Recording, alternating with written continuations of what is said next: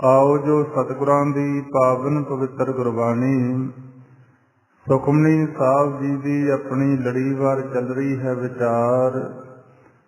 अगे आरंभ करिए। अज आपां तीसरी अष्टपदी दी सतवें पदे दी जो विचार वो आरंभ करन दा यतन कर रहे हैं। धन श्री गुरु अर्जन देव साहब जी महाराज समझा रहे हैं आपां नूं कि निर्धन को धन तेरो नाओ, नथावे को नाओ तेरा थाओ। संसार दे अंदर आपां ये देखदे हां दो तरह दा धन है। एक नूं गुरबाणी दे अंदर काचे धन दा नाम दिता गया, एक नूं साचे धन दा नाम दिता गया। काचा धन उस नूं कह दिता जांदा जिहड़ा सुख दे नाल नाल साडे लई कई बार दुख दा कारण भी बन जांदा है। साचा धन वो है जो उस अकाल पुरख वाहिगुरू दी रहमत दा सदका किसी इंसान नूं परमात्मा दे नाम रूपी धन दी प्राप्ति हो जे, जिहदी प्राप्ति होण दे नाल साडा ये जीवन भी सफल हुंदा, सुखी भी हुंदा। तां पातशाह हुण गुरबाणी अंदर समझा रहे हैं संसार दे अंदर जे किसी इंसान कोले आ दुनिया दा धन थोड़ा है जां बिल्कुल ही नहीं है, उस नूं दुनिया दे लोग निर्धन कहंदे ने, गरीब कहंदे ने, कंगाल कहंदे ने। ते ओहदा विचारे दा जिहड़ा जीवन वो भी बड़ी मुश्किल दे अंदर दुखां दे अंदर बतीत हुंदा है, क्योंकि गरीबी झल्लनी बहुत औखी आ, गल्लां करनियां बहुत सौखियां। हुण जदों कोई ये मालिक दी खेड आ, क्योंकि किसी दा दिल नहीं करदा कि वो गरीब होवे, किसी च एडी पावर नहीं है कि वो अपनी मर्जी दे नाल बहुत बड़ा धनवंत बन जावे। पातशाह दी जो विचार है गुरबाणी दी, इहदे अंदर फिर सानू ज्ञान दिता गया कि मन मूर्ख काहे बिल लाईए, पुरब लिखे का लिखिया पाईए। कि भाई जे तेरे से कोई ऐसा वक्त है, कोई माड़ा समा चल रहा, तैनू बललाट करन दी बजाए उस प्रभु दे नाल जुड़ना चाहिए। क्योंकि जिहो जिहा पूर्वले कर्म दे अंदर असी कुछ बीज के आए हैं, उस हिसाब दे नाल इंसान दुख अते सुख भोग रहा है। सतगुरु पातशाह हुण सानू बड़ी तकड़ी विचारधारा दे नाल इत्थे हौसला दे रहे हैं कि काचा धन संचय मूर्ख गवार। कि बहुत सारे जीव सिर्फ आ जिहड़ा काचा धन इहदे नाल जुड़े रहिंदे आ। तां पातशाह समझा रहे आ ये सुख दे नाल नाल दुख दा कारण कदों बन जांदा। महाराज जी कहंदे जदों किसी इंसान कोले बहुत सारा आ दुनिया दा पैसा इकट्ठा हुंदा, वो फिर होर यतन करदा कि इस पैसे दे नाल होर पैसा इकट्ठा किया जाए। ते कई बार ऐसी दौड़ वो पै जांदा, सिर्फ ये सारी जिंदगी कच्चे धन दे नाल ही जुड़ जांदा, जो साचा धन है वो तो दूर चलिया जांदा। पातशाह गुरबाणी अंदर समझा रहे हैं धनवंता इद ही कहे, अवरी धन को जाए, नानक निर्धन तित दिन। धनवंता इव ही कहे, अवरी धन को जाओ, नानक निर्धन तित दिन। जित दिन विसरै नाओ। पातशाह कहंदे जिद्दे भाई तैनू आ परमात्मा दा नाम भुल गया, भावें संसार दा जिन्ना मर्जी धन तेरे कोले होवे, गुरबाणी अंदर उस नूं निर्धन दा नाम दे दिता गया। दूसरे पासे सानू ये ज्ञान दे रहे हैं कि जे किसी इंसान कोले ये दुनिया दा धन नहीं ਤਾਂ ਉਹਨੂੰ ਬਲਲਾਟ ਕਰਨ ਦੀ ਬਜਾਏ ਸੰਗਤ ਦੇ ਵਿੱਚ ਆ ਕੇ ਗੁਰੂ ਦੀ ਮੱਤ ਦੁਆਰਾ ਉਸ ਪਰਮਾਤਮਾ ਦਾ ਆਸਰਾ ਲੈਣਾ ਚਾਹੀਦਾ ਹੈ। ਜੇ ਉਹ ਉਸ ਮਾਲਿਕ ਦਾ ਨਾਮ ਦਾ ਆਸਰਾ ਲਵੇ ਤਾਂ ਬੜਾ ਤਕੜਾ ਪਾਤਸ਼ਾਹ ਗੁਰਬਾਣੀ ਦੇ ਅੰਦਰ ਆਪਾਂ ਨੂੰ ਇਹ ਵਿਚਾਰ ਸਮਝਾ ਰਹੇ ਆ। ਕਹਿੰਦੇ ਜੇ ਕੋ ਹੋਵੇ ਦੁਬਲਾ ਨੰਗ ਭੁੱਖ ਕਾ ਪੀਰ, ਦਮੜਾ ਪੱਲੇ ਨਾ ਪਵੇ ਨਾ ਕੋ ਦੇਵੇ ਧੀਰ, ਸੁਆਰਥ ਸੁਆਉ ਨਾ ਕੋ ਕਰੇ ਨਾ ਕਿਛ ਹੋਵੇ ਕਾਜ, ਚਿਤ ਆਵੇ ਉਸ ਪਾਰ ਬ੍ਰਹਮ ਤਾਂ ਨਿਹਚਲ ਹੋਵੇ ਰਾਜ। ਪਾਤਸ਼ਾਹ ਕਹਿੰਦੇ ਐਸੀ ਕਿਸੇ ਇਨਸਾਨ ਦੀ ਹਾਲਤ ਬਣ ਜੇ ਉਹ ਸਰੀਰਕ ਤੌਰ ਤੇ ਕਮਜ਼ੋਰ ਹੋ ਜੇ। ਜੇ ਕੋ ਹੋਵੇ ਦੁਬਲਾ, ਕਿਰਤ ਨਾ ਹੁੰਦੀ ਹੋਵੇ, ਨੰਗ ਭੁੱਖ ਕਾ ਪੀਰ, ਇੱਕ ਉਹਦਾ ਸਰੀਰ ਕਮਜ਼ੋਰ ਹੋਵੇ, ਦੂਸਰਾ ਉਹਦੇ ਕੋਲੇ ਦੁਨੀਆ ਦਾ ਕੋਈ ਧਨ ਨਹੀਂ, ਤਨ ਤੇ ਪਹਿਨਣ ਨੂੰ ਅੱਛੇ ਕੱਪੜੇ ਨਾ ਮਿਲਦੇ ਹੋਣ, ਪੇਟ ਦੀ ਪੂਰਤੀ ਵਾਸਤੇ ਪੂਰਾ ਭੋਜਨ ਨਾ ਮਿਲਦਾ ਹੋਵੇ ਤੇ ਇਹ ਬਹੁਤ ਸਾਰੀ ਇਹਦੇ ਨਾਲ ਹੋਰ ਪੀੜ ਹੋਵੇ। ਇੱਕ ਤਾਂ ਸਰੀਰਕ ਕਮਜ਼ੋਰੀ ਆ, ਕੋਈ ਕਿਰਤ ਨਹੀਂ ਹੋ ਰਹੀ, ਦੂਸਰਾ ਨੰਗਾ ਹੈ, ਵਸਤਰ ਪਹਿਨਣ ਵਾਸਤੇ ਪੈਸਾ ਨਹੀਂ, ਭੁੱਖਾ ਹੈ, ਭੋਜਨ ਦੀ ਪੂਰਤੀ ਨਹੀਂ ਹੋ ਰਹੀ ਤੇ ਇਹ ਦੂਰੀ ਪੀੜਾ ਸਤਾ ਰਹੀ ਹੈ। ਜੇ ਕੋ ਹੋਵੇ ਦੁਬਲਾ ਨੰਗ ਭੁੱਖ ਕਾ ਪੀਰ, ਦਮੜਾ ਪੱਲੇ ਨਾ ਪਵੇ ਨਾ ਕੋ ਦੇਵੇ ਧੀਰ, ਉਹਦੇ ਕੋਲੇ ਕੋਈ ਸੰਸਾਰ ਦੀ ਇੱਕ ਦਮੜੀ ਵੀ ਪੱਲੇ ਨਾ ਆਉਂਦੀ ਹੋਵੇ ਤੇ ਨਾ ਕੋਈ ਸੰਸਾਰ ਦੇ ਅੰਦਰ ਧੀਰਜ ਦੇਣ ਵਾਲਾ ਹੋਵੇ। ਕਿਉਂਕਿ ਸੰਸਾਰ ਦਾ ਸੁਭਾਅ ਕੁਝ ਐਸਾ ਬਣਿਆ ਹੋਇਆ, ਇੱਥੇ ਜਿਹੜੇ ਇਨਸਾਨ ਦੇ ਕੋਲੇ ਸੁੱਖ ਨੇ ਉਹਦੇ ਬਹੁਤ ਸਾਰੇ ਮਿੱਤਰ ਨੇ। ਜਦੋਂ ਕਿਸੇ ਇਨਸਾਨ ਤੇ ਕੋਈ ਮਾੜਾ ਸਮਾਂ ਆਉਂਦਾ ਉੱਥੋਂ ਤਾਂ ਦੋਸਤ ਮਿੱਤਰ ਰਿਸ਼ਤੇਦਾਰ ਭੈਣ ਭਰਾ ਸਭ ਕੰਨੀ ਕਤਰਾਉਣੀ ਸ਼ੁਰੂ ਕਰ ਦਿੰਦੇ ਆ, ਕੋਈ ਧੀਰਜ ਦੇਣ ਨੂੰ ਵੀ ਤਿਆਰ ਨਹੀਂ। ਪਾਤਸ਼ਾਹ ਸਮਝਾ ਰਹੇ ਆ, ਦਮੜਾ ਪੱਲੇ ਨਾ ਪਵੇ ਨਾ ਕੋ ਦੇਵੇ ਧੀਰ, ਸੁਆਰਥ ਸੁਆਉ ਨਾ ਕੋ ਕਰੇ ਨਾ ਕਿਛ ਹੋਵੇ ਕਾਜ। ਉਹਦਾ ਕੋਈ ਸੁਆਰਥ ਨਾ ਪੂਰਾ ਹੁੰਦਾ ਹੋਵੇ ਤੇ ਨਾ ਕੋਈ ਕਾਰਜ ਚੱਲਦਾ ਹੋਵੇ, ਕਿਉਂਕਿ ਦੁਨੀਆ ਦਾ ਕਾਰਜ ਪੈਸੇ ਨਾਲ ਚੱਲਦਾ ਹੈ। ਫਿਰ ਪਾਤਸ਼ਾਹ ਸਮਝਾ ਰਹੇ ਆ, ਚਿਤ ਆਵੇ ਉਸ ਪਾਰ ਬ੍ਰਹਮ ਤਾਂ ਨਿਹਚਲ ਹੋਵੇ ਰਾਜ। ਜੇ ਐਸੇ ਮਾੜੇ ਸਮੇਂ ਦੇ ਅੰਦਰ ਉਹਨੂੰ ਉਸ ਮਾਲਕ ਪਰਮਾਤਮਾ ਦਾ ਚੇਤਾ ਆ ਜਾਵੇ, ਉਹਦਾ ਆਸਰਾ ਲੈ ਲਵੇ, ਗੁਰੂ ਮਤ ਅਨੁਸਾਰ ਇਹ ਸਮਝ ਆ ਜਾਵੇ ਕਿ ਸਾਹਿਬ ਨਤਾਣਿਆ ਕਾ ਤਾਣ, ਜਿਹੜਾ ਸਾਡਾ ਮਾਲਕ ਆ ਉਹ ਸਾਰੇ ਲੋਕਾਂ ਦਾ ਨਿਮਾਣਿਆਂ ਦਾ ਮਾਣ ਹੈ, ਨਤਾਣਿਆਂ ਦਾ ਤਾਣ ਹੈ। ਸਾਹਿਬ ਨਤਾਣਿਆ ਕਾ ਤਾਣ, ਆਏ ਨਾ ਜਾਈ ਸਦਾ ਸਿਰ ਸਾਚਾ, ਗੁਰ ਸ਼ਬਦੀ ਸੱਚ ਜਾਣ।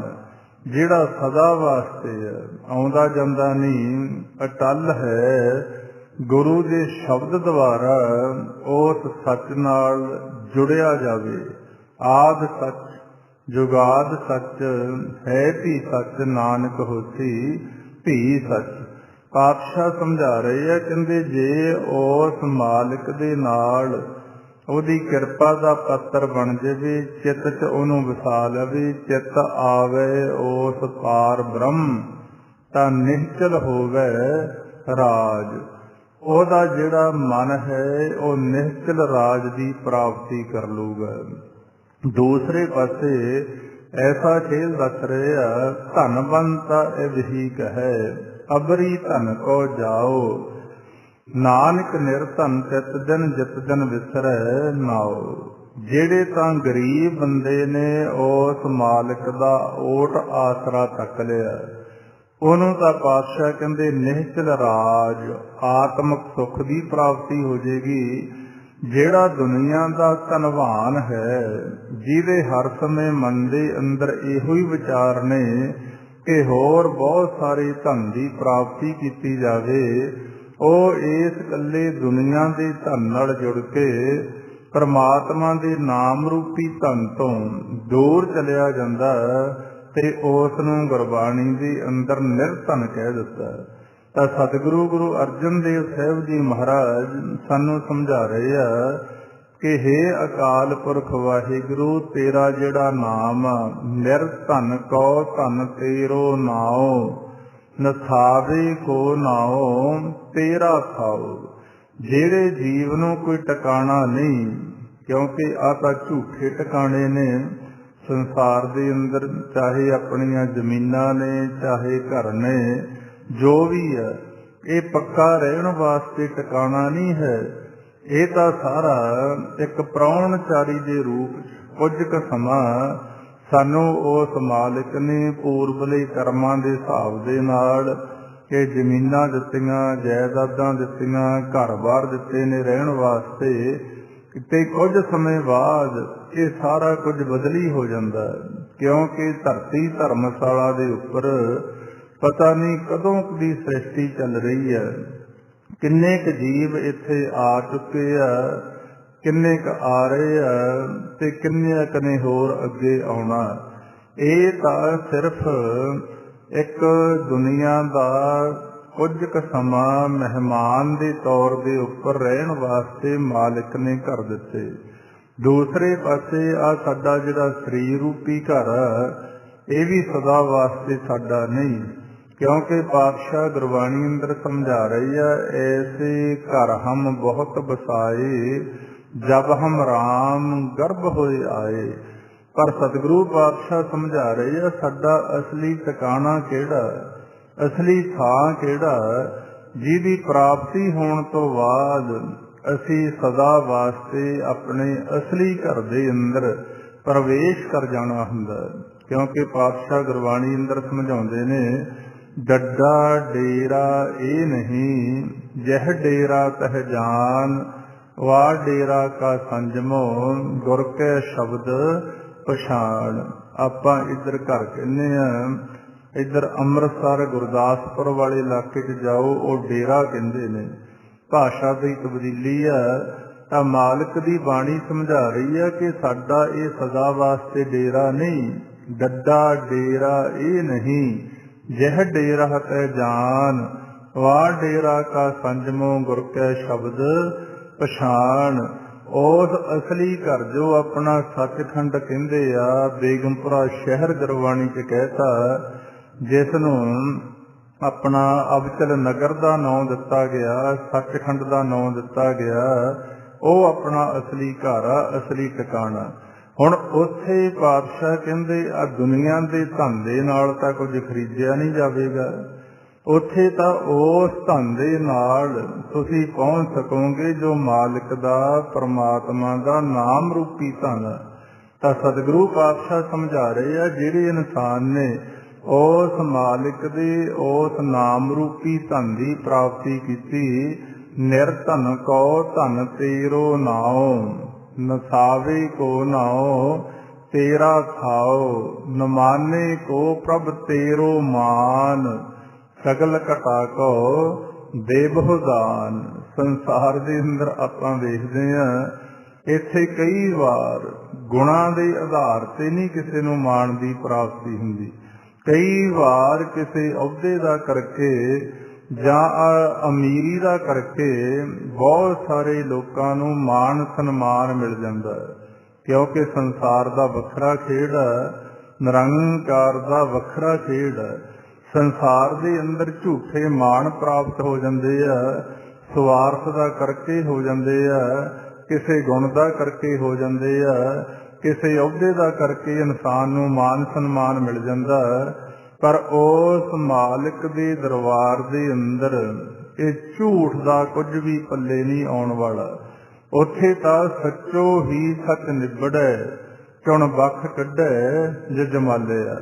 ਜਿਹੜੇ ਇਨਸਾਨ ਉਸ ਮਾਲਿਕ ਦੇ ਨਾਮ ਰੂਪੀ ਧਨ ਦੀ ਪ੍ਰਾਪਤੀ ਕਰਦੇ ਆ, ਉਹਨਾਂ ਨੂੰ ਫਿਰ ਉੱਥੇ ਮਾਲਿਕ ਦੀ ਕਚਹਿਰੀ ਦੇ ਅੰਦਰ ਮਾਣ ਪ੍ਰਾਪਤ ਹੁੰਦਾ ਤੇ ਸੰਸਾਰ ਦੇ ਅੰਦਰ ਲੋਕ ਸੁਖੀਏ ਪਰਲੋਕ ਸਹੇਲੇ ਆਪਾਂ ਪੜ੍ਹਦੇ ਹਾਂ।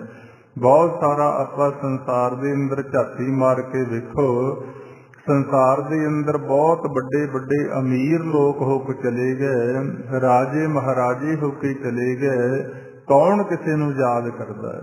ਐਸਾ ਹੀ ਸਵਾਲ ਇੱਕ ਵਾਰ ਕਲਗੀਧਰ ਪਾਤਸ਼ਾਹ ਨੂੰ ਗੁਰਮੁਖਾਂ ਨੇ ਕਰਿਆ। ਕਹਿੰਦੇ ਜੀ ਕਿਰਪਾ ਕਰਕੇ ਸਮਝਾਓ ਕਿ ਸੰਸਾਰ ਦਾ ਧਨ ਵੱਡਾ ਕਿ ਉਸ ਪਰਮਾਤਮਾ ਦਾ ਨਾਮ ਰੂਪੀ ਧਨ ਵੱਡਾ? ਧੰਨ ਸ੍ਰੀ ਗੁਰੂ ਗੋਬਿੰਦ ਸਿੰਘ ਪਾਤਸ਼ਾਹ ਸਮਝਾਉਣ ਲੱਗੇ ਕਿ ਭਾਈ ਗੁਰਬਾਣੀ ਦੇ ਅੰਦਰ ਆਪਾਂ ਨੂੰ ਇਹ ਗਿਆਨ ਦਿੱਤਾ ਗਿਆ, ਜੇ ਉਹਦੀ ਤੁਹਾਨੂੰ ਨਹੀਂ ਸਮਝ ਆਉਂਦੀ ਤਾਂ ਤੁਹਾਨੂੰ ਕੱਲ ਨੂੰ ਪ੍ਰੈਕਟੀਕਲ ਰੂਪ ਦੇ ਅੰਦਰ ਸਮਝਾਵਾਂਗੇ। ਦੂਸਰਾ ਦਿਨ ਚੜਿਆ, ਦੀਵਾਨ ਲੱਗਿਆ, ਸਿੱਖ ਸੰਗਤਾਂ ਨੇ ਫੇਰ ਬੇਨਤੀ ਕੀਤੀ, ਸੱਚੇ ਪਾਤਸ਼ਾਹ ਕਿਰਪਾ ਕਰਕੇ ਸਮਝਾਓ ਕਿ ਨਾਮ ਰੂਪੀ ਧਨ ਵੱਡਾ ਕਿ ਦੁਨੀਆ ਦਾ ਧਨ ਵੱਡਾ? ਪਾਤਸ਼ਾਹ ਗੁਰੂ ਗੋਬਿੰਦ ਸਿੰਘ ਮਹਾਰਾਜ ਕਹਿੰਦੇ ਭਾਈ ਤੁਹਾਡੇ ਸਵਾਲ ਦਾ ਤੁਹਾਤੋਂ ਹੀ ਜਵਾਬ ਲੈ ਲੈਂਦੇ ਆ। ਕਹਿੰਦੇ ਹੁਣ ਤੁਸੀਂ ਇਹ ਦੱਸੋ ਕਿ ਜਦੋਂ ਭਗਤ ਕਬੀਰ ਇਹ ਸੰਸਾਰ ਦੇ ਅੰਦਰ ਆਏ, ਆਪਦਾ ਜੀਵਨ ਕਾਲ ਉਹਨਾਂ ਨੇ ਬਤੀਤ ਕਰਿਆ, ਉਹ ਸਮੇਂ ਦਾ ਰਾਜਾ ਕੌਣ ਸੀ? ਤਾਂ ਦੋ ਤਿੰਨ ਸਿੱਖਾਂ ਨੇ ਜਵਾਬ ਤਾਂ ਦਿੱਤੇ ਪਰ ਗਲਤ ਦਿੱਤੇ ਗਏ। ਕਿਸੇ ਨੇ ਸ਼ੇਰ ਸ਼ਾਹ ਸੂਰੀ ਕਹਿਤਾ, ਕਿਸੇ ਨੇ ਕਿਸੇ ਹੋਰ ਰਾਜੇ ਦਾ ਨਾਂ ਲਿਆ। ਤੇ ਗੁਰੂ ਗੋਬਿੰਦ ਸਿੰਘ ਮਹਾਰਾਜ ਜਦੋਂ ਸਹੀ ਜਵਾਬ ਨਾ ਮਿਲਿਆ ਤਾਂ ਪਾਤਸ਼ਾਹ ਕਹਿੰਦੇ ਜੀ ਤੁਹਾਨੂੰ ਉਸ ਵੇਲੇ ਦੇ ਰਾਜੇ ਦਾ ਨਾਂ ਕਿਸੇ ਨੂੰ ਚੇਤੇ ਨਹੀਂ ਹੈ। ਦੂਸਰੇ ਪਾਸੇ ਜੁਲਾਹਾ ਬਰਾਦਰੀ 'ਚ ਪੈਦਾ ਹੋਇਆ ਭਗਤ ਕਬੀਰ, ਜਿਹਨੂੰ ਨੀਚ ਜਾਤ ਵੀ ਗਿਣਿਆ ਜਾਂਦਾ, ਗਰੀਬ ਵੀ ਗਿਣਿਆ ਜਾਂਦਾ, ਦੁਨੀਆ ਦਾ ਧਨ ਵੀ ਨਹੀਂ ਸੀ ਉਹਦੇ ਕੋਲੇ, ਸਗੋਂ ਉਹ ਜਿਹੜੇ ਰਾਜੇ ਮਹਾਰਾਜਿਆਂ ਨੇ ਵਿਦਵਾਨ ਪੰਡਤਾਂ ਦੇ ਕਹਿਣੇ 'ਚ ਆ ਕੇ ਉਹਨਾਂ ਨੂੰ ਬਹੁਤ ਸਾਰੀਆਂ ਕਠਿਨਾਈਆਂ ਮੁਸ਼ਕਲਾਂ ਦਾ ਸਾਹਮਣਾ ਵੀ ਕਰਵਾਇਆ। ਉਸ ਰਾਜੇ ਦਾ ਤੁਹਾਨੂੰ ਨਾਮ ਨਹੀਂ ਚੇਤੇ? ਉਸ ਰਾਜੇ ਦਾ ਨਾਮ ਸੀ ਸਿਕੰਦਰ ਲੋਧੀ। ਤੇ ਦੂਸਰੇ ਪਾਸੇ ਭਗਤ ਕਬੀਰ ਜਿਹਨੇ ਆਪਣੇ ਹਿਰਦੇ 'ਚ ਉਸ ਮਾਲਿਕ ਦੇ ਨਾਮ ਰੂਪੀ ਧਨ ਨੂੰ ਵਸਾਇਆ। ਤੁਸੀਂ ਭਗਤ ਕਬੀਰ ਦਾ ਨਾਂ ਵੀ ਜਾਣਦੇ ਹੋ, ਉਹਦੇ ਘਰ ਵਾਲੀ ਲੋਈ ਦਾ ਨਾਂ ਵੀ ਜਾਣਦੇ ਹੋ, ਉਹਦੇ ਪੁੱਤਰ ਕਮਾਲਾ ਔਰ ਕਮਾਲੀ ਦਾ ਨਾਂ ਵੀ ਜਾਣਦੇ ਹੋ। ਹੁਣ ਤੁਸੀਂ ਆਪੇ ਹਿਸਾਬ ਕਿਤਾਬ ਲਾ ਲਓ ਕਿ ਆ ਦੁਨੀਆ ਦੇ ਧਨ ਦੀ ਵਡਿਆਈ ਆ ਕਿ ਉਸ ਮਾਲਿਕ ਦੇ ਨਾਮ ਦੀ ਵਡਿਆਈ ਆ। ਇਸੇ ਤਰ੍ਹਾਂ ਗੁਰੂ ਅਰਜਨ ਦੇਵ ਸਾਹਿਬ ਮਹਾਰਾਜ ਜੀ ਇੱਥੇ ਸਮਝਾ ਰਹੇ ਆ ਕਿ ਨਿਰਧਨ ਕੋ ਧਨ ਤੇਰੋ ਨਾਉ, ਨਥਾਵੇ ਕੋ ਨਾਉ ਤੇਰਾ ਥਾਉ, ਨ ਮਾਨੇ ਕੋ ਪ੍ਰਭ ਤੇਰੋ ਮਾਨ, ਸਗਲ ਘਟਾ ਕੋ ਦੇਹੋ ਦਾਨ। ਹੇ ਅਕਾਲ ਪੁਰਖ ਵਾਹਿਗੁਰੂ, ਤੋ ਜਿੰਨੇ ਆ ਸਰੀਰ ਪੈਦਾ ਕੀਤੇ ਆ ਸਾਰਿਆਂ ਨੂੰ ਦਾਨ ਦੇ ਰਿਹਾ। ਜਿੱਥੇ ਸਾਨੂੰ ਪਦਾਰਥਾਂ ਦਾ ਦਾਨ ਮਿਲ ਰਿਹਾ, ਇੱਕ ਸਾਰਿਆਂ ਤੋਂ ਵੱਡਾ ਦਾਨ ਮਾਲਕ ਵੱਲੋਂ ਇਹ ਦਿੱਤਾ ਸਾਨੂੰ ਜਾ ਰਿਹਾ ਜੋ ਸਾਡੇ ਸਵਾਸਾਂ ਦੀ ਪੂੰਜੀ ਹੈ। ਕਿਉਂਕਿ ਜੇ ਸਵਾਸ ਚੱਲ ਰਹੇ ਹਨ, ਸਾਡੇ ਪਰਿਵਾਰ ਨੇ, ਸੰਸਾਰ, ਘਰ-ਬਾਰ, ਜ਼ਮੀਨਾਂ ਜਾਇਦਾਦਾਂ ਜੋ ਵੀ ਹੈ, ਇਹ ਵੱਡਾ ਦਾਨ ਮਾਲਕ ਹਰ ਵਕਤ ਸਾਨੂੰ ਸਾਰਿਆਂ ਨੂੰ ਦੇ ਰਿਹਾ। ਦੇਖੋ 24,000 ਸਵਾਸ ਵਿਦਵਾਨ ਲੋਕਾਂ ਨੇ ਗਿਣਤੀ ਕਰੀ ਕਿ 24 ਘੰਟਿਆਂ ਦੇ ਅੰਦਰ ਇਨਸਾਨ ਲੈਂਦਾ। ਇਹ ਉਹ 24,000 ਵਾਰੀ ਸਾਨੂੰ ਭੁੱਲਦਾ ਨਹੀਂ ਸਵਾਸ ਦੇਣਾ। ਤੇ ਇੱਥੇ ਦੁਨੀਆ 'ਚ ਵੇਖ ਲਓ ਕਿੱਡਾ ਸਾਡਾ ਪਿਆਰ ਆ ਆਪਦੇ ਬੱਚਿਆਂ ਦੇ ਨਾਲ, ਹੋਰ ਸੰਸਾਰ 'ਚ ਪਿਆਰ ਆ। ਅਸੀਂ 5-4 ਵਾਰ 10 ਵਾਰ ਕਿਸੇ ਨੂੰ ਕੋਈ ਵਸਤੂ ਦੇ ਦਿੰਦੇ ਆ, ਜੇ ਉਹ ਸਾਡਾ ਸਤਿਕਾਰ ਨਾ ਕਰੇ ਤਾਂ ਸਾਡੇ ਮਨ ਦੇ ਅੰਦਰ ਕ੍ਰੋਧ ਪੈਦਾ ਹੋ ਜਾਂਦਾ। ਅਸੀਂ ਉਹਨੂੰ ਵਸਤੂ ਦੇਣ ਤੋਂ ਜਵਾਬ ਦੇ ਦਿੰਦੇ ਆ। ਤੇ ਸਾਡਾ ਉਹ ਮਾਲਕ ਏਡਾ ਦਿਆਲੂ ਕਿਰਪਾਲੂ ਆ ਜਿਹੜਾ ਬਾਕੀ ਦਾਤਾਂ ਤੋਂ ਇਲਾਵਾ 24,000 ਸਵਾਸ ਸਾਡੇ ਮੁਖ ਦੇ ਅੰਦਰ ਪਾ ਰਿਹਾ। 1 ਘੰਟੇ 'ਚ 1 ਸਵਾਸ ਦੀ ਗਰਾਹੀ ਸਾਨੂੰ ਦੇ ਕੇ ਜਿੰਦਾ ਰੱਖ ਰਿਹਾ। ਤਾਂ ਪਾਤਸ਼ਾਹ ਸਮਝਾ ਰਹੇ ਹਨ ਐਸੇ ਮਾਲਕ ਦਾ ਪਿਆਰ ਆਪਣੇ ਮਨ ਦੇ ਅੰਦਰ ਪਾ ਕੇ ਰੱਖੋ। ਸਗਲ ਘਟਾ ਕੋ ਦੇਵਹੁ ਦਾਨ, ਕਰਨ ਕਰਾਵਨ ਹਾਰ ਸੁਆਮੀ।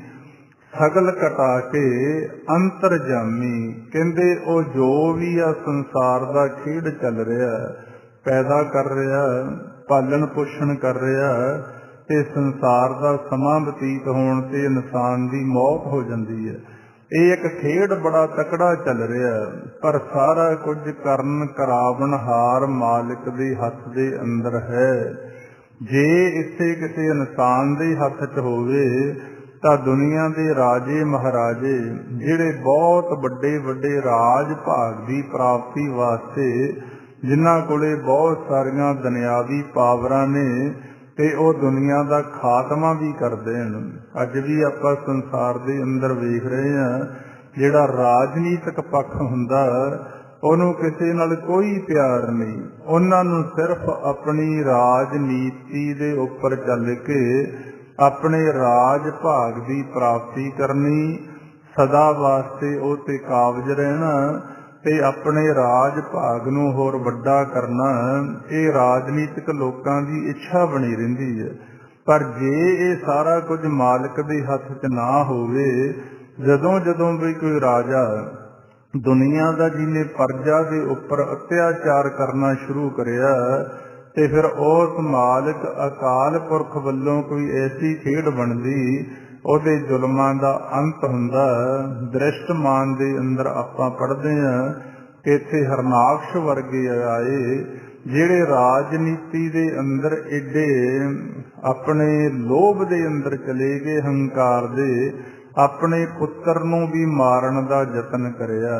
ਕਿਉਂਕਿ ਖੇਲ ਹੀ ਐਸਾ, ਜਦੋਂ ਕਿਸੇ ਇਨਸਾਨ ਨੂੰ ਰਾਜੰਗ ਤਾਂ ਮਾਨੰਗ, ਪਾਤਸ਼ਾਹ ਗੁਰਬਾਣੀ ਅੰਦਰ ਸਮਝਾ ਰਹੇ ਆ, ਕਿਸੇ ਵੀ ਤਰ੍ਹਾਂ ਦੇ ਰਾਜ ਭਾਗ ਦਾ ਜਦੋਂ ਕਿਸੇ ਇਨਸਾਨ ਨੂੰ ਹੰਕਾਰ ਹੁੰਦਾ ਤਾਂ ਉਹਦੀ ਫਿਰ ਹੀਣਤਾ ਹੋਣੀ।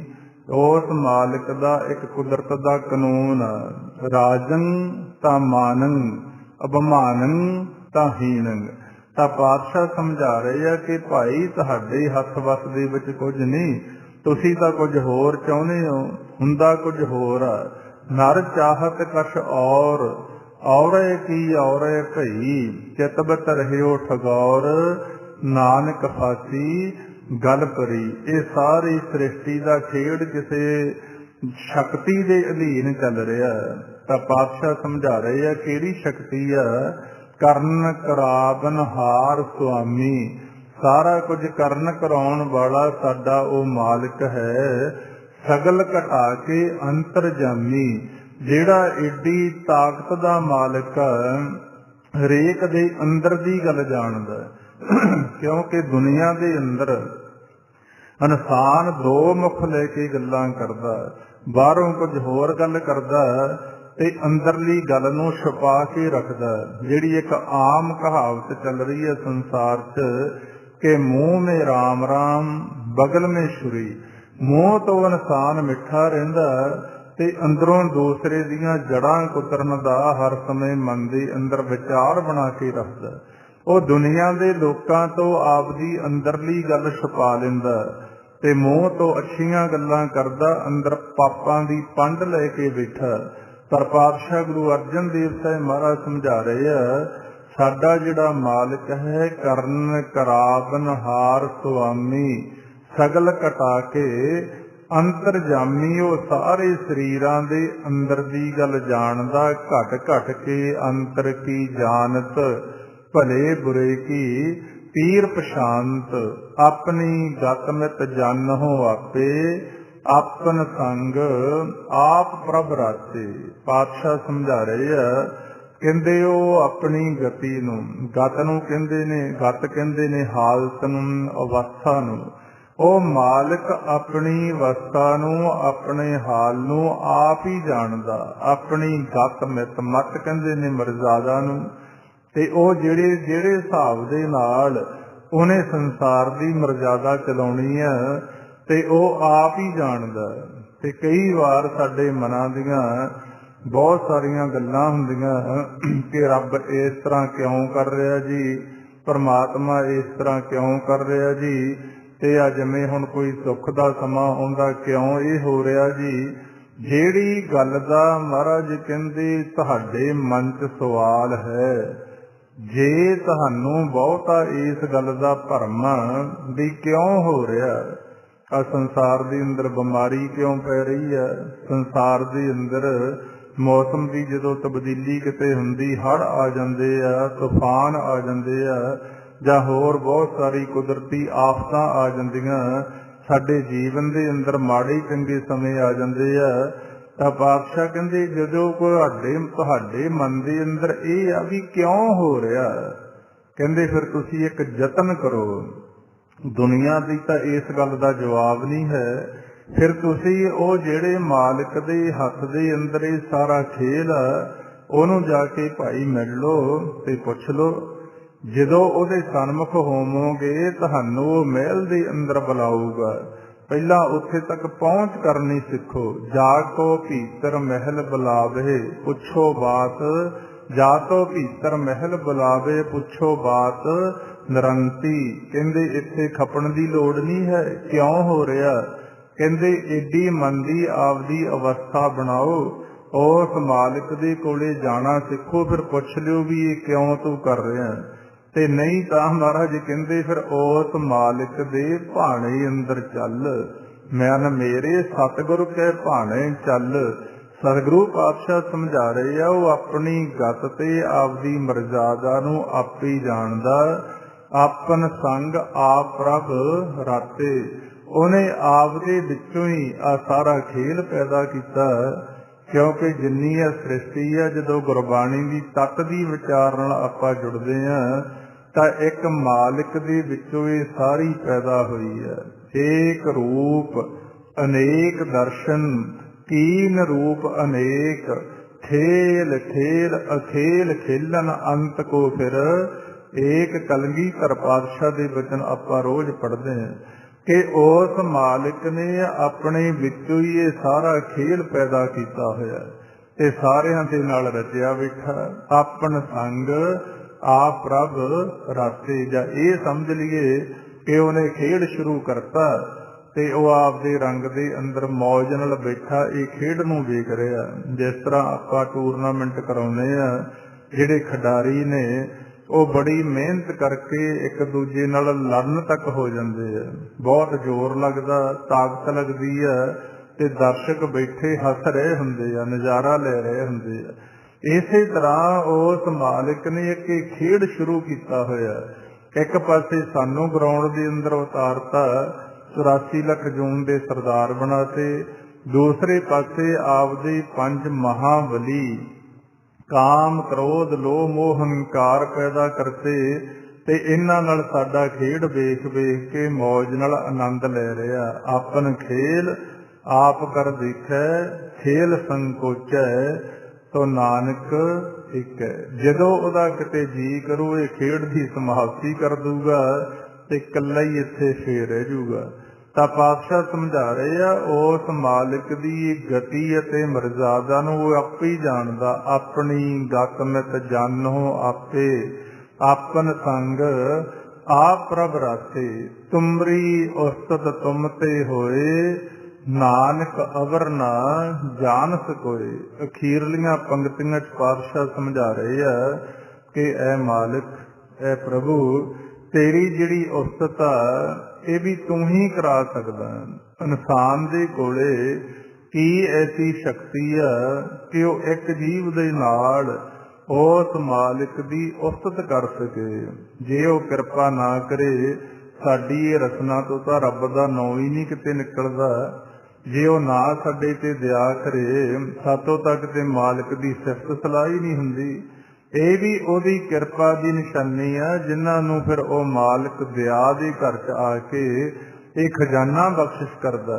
ਤੇ ਜਿਹਨੂੰ ਅਸੀਂ ਬੜਾ ਬਹੁਤ ਛੋਟਾ ਸਮਝੀ ਬੈਠੇ ਆ ਆਪਦੀ ਮਤ ਦੁਆਰਾ, ਕਿ ਜੇ ਕੋਈ ਬੰਦਾ ਬਈ ਬਾਣੀ ਦਾ ਪਾਠ ਕਰਦਾ, ਕੋਈ ਸਿਮਰਨ ਕਰਦਾ, ਕੋਈ ਕਥਾ ਕੀਰਤਨ ਕਰਦਾ, ਇਹਨਾਂ ਨੂੰ ਸੰਸਾਰ ਦੇ ਅਗਿਆਨ ਮੱਤੇ ਜਿਹੜੇ ਲੋਕ ਆ ਉਹ ਬਹੁਤਾ ਇਹ ਨਹੀਂ ਸਮਝਦੇ ਕਿ ਇਹ ਬਹੁਤ ਵੱਡਾ ਕਾਰਜ ਹੈ।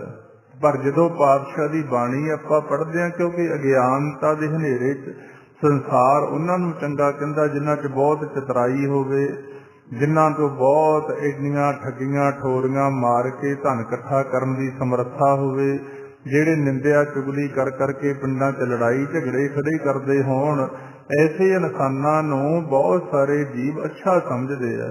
ਤੇ ਜਿਹੜੇ ਧਾਰਮਿਕ ਬੰਦੇ ਆ ਉਹਨਾਂ ਨੂੰ ਤਾਂ ਕਈ ਵਾਰ ਇਹ ਕਹਿਣਾ ਸ਼ੁਰੂ ਕਰ ਦਿੰਦੇ ਆ ਕਿ ਇਹਨਾਂ ਨੂੰ ਦੁਨੀਆਦਾਰੀ ਦਾ ਬਹੁਤਾ ਗਿਆਨ ਨਹੀਂ। ਤਾਂ ਪਰ ਪਾਤਸ਼ਾਹ ਦੀ ਗੁਰਬਾਣੀ ਜਦੋਂ ਆਪਾਂ ਪੜ੍ਹਦੇ ਹਾਂ, ਮਹਾਰਾਜ ਸਾਨੂੰ ਹੌਸਲਾ ਦਿੰਦੇ ਕਿ ਜਿਸ ਨੂੰ ਬਖਸ਼ੇ ਸਿਫਤ ਸਲਾਹ ਨਾਨਕ ਪਾਤਸ਼ਾਹੀ ਪਾਤਸ਼ਾਹ। ਜਿਹੜੀ ਜੀਵ ਦੇ ਨਾਲ ਉਸ ਮਾਲਕ ਅਕਾਲ ਪੁਰਖ ਵਾਹਿਗੁਰੂ ਦੀ ਵਡਿਆਈ ਹੋਣ ਲੱਗ ਗਈ, ਉਹਦੀ ਸਿਫਤ ਸਲਾਹ ਹੋਣ ਲੱਗ ਗਈ, ਪਾਤਸ਼ਾਹ ਕਹਿੰਦੇ ਦੁਨੀਆ ਦੀਆਂ ਗੱਲਾਂ ਕਰਕੇ ਤਾਂ ਸਜ਼ਾ ਦੇ ਹੱਕਦਾਰ ਹੋ ਜਾਓਗੇ, ਨਿੰਦਿਆ ਚੁਗਲੀ ਕਰਕੇ ਤਾਂ ਸਜ਼ਾ ਦੇ ਹੱਕਦਾਰ ਹੋ ਜਾਓਗੇ। ਜੇ ਤੁਸੀਂ ਮਾਲਕ ਦੀ ਸਿਫਤ ਸਲਾਹ ਕਰੋ ਤਾਂ ਲਿਖ ਕੇ ਗਰੰਟੀ ਦਿੱਤੀ ਹੈ ਮਹਾਰਾਜ ਕਹਿੰਦੇ ਤੁਹਾਨੂੰ ਕਿਸੇ ਚੀਜ਼ ਦੀ ਭੁੱਖ ਨਹੀਂ ਰਹਿਣ ਦਊਂਗਾ ਮੈਂ। ਜਿਤ ਮੁਖ ਤੂੰ ਸਲਾਹੀ ਹੈ ਤਿਤ ਮੁਖ ਕੈਸੀ ਭੂਖ। ਇਹ ਸਾਨੂੰ ਪਾਤਸ਼ਾਹ ਨੇ ਗੁਰਬਾਣੀ ਅੰਦਰ ਗਿਆਨ ਦਿੱਤਾ ਕਿ ਤੁਮਰੀ ਉਸਤਤ ਤੁਮ ਤੇ ਹੋਏ, ਐ ਵਾਹਿਗੁਰੂ ਤੇਰੀ ਪੂਰੀ ਉਸਤਤ ਤਾਂ ਤੂੰ ਆਪ ਹੀ ਕਰ ਸਕਦਾ। ਇਨਸਾਨ ਤਾਂ ਸਿਰਫ ਤੇਰੇ ਗੁਣ ਗਾ ਗਾ ਕੇ ਤੇਰੀ ਖੁਸ਼ੀ ਪ੍ਰਾਪਤ ਕਰ ਸਕਦੇ ਆ। ਨਾਨਕ ਅਵਰ ਨਾ ਜਾਣ ਸਕੋਏ, ਤੇਰੇ ਇਹ ਖੇਲ ਨੂੰ ਤੇਰੇ ਅੰਤ ਨੂੰ ਤੇਥੋਂ ਬਗੈਰ ਕੋਈ ਜਾਣ ਨਹੀਂ ਸਕਦਾ। ਇਹ ਧੰਨ ਸ੍ਰੀ ਗੁਰੂ ਅਰਜਨ ਦੇਵ ਸਾਹਿਬ ਜੀ ਮਹਾਰਾਜ ਸੁਖਮਨੀ ਸਾਹਿਬ ਦੀ ਤੀਸਰੀ ਅਸ਼ਟਪਦੀ 7ਵੇਂ ਪਦੇ ਦੇ ਅੰਦਰ ਆਪਾਂ ਨੂੰ ਇਹ ਗਿਆਨ ਉਪਦੇਸ਼ ਬਖਸ਼ਿਸ਼ ਕੀਤਾ। ਆਓ ਫਿਰ ਬਾਕੀ ਦਾ ਸਮਾਂ ਆਪਾਂ ਹੁਣ ਗੁਰਮੰਤਰ ਦਾ ਅਭਿਆਸ ਕਰਕੇ ਉਸ ਮਾਲਕ ਦੀ ਕਿਰਪਾ ਦੇ ਪਾਤਰ ਬਣਨ ਦਾ ਯਤਨ ਕਰੀਏ। ਹਾਂਜੀ, ਕਰੋ ਜੀ ਸ਼ੁਰੂ। ਵਾਹਿਗੁਰੂ ਵਾਹਿਗੁਰੂ ਵਾਹਿਗੁਰੂ ਵਾਹਿਗੁਰੂ ਵਾਹਿਗੁਰੂ ਵਾਹਿਗੁਰੂ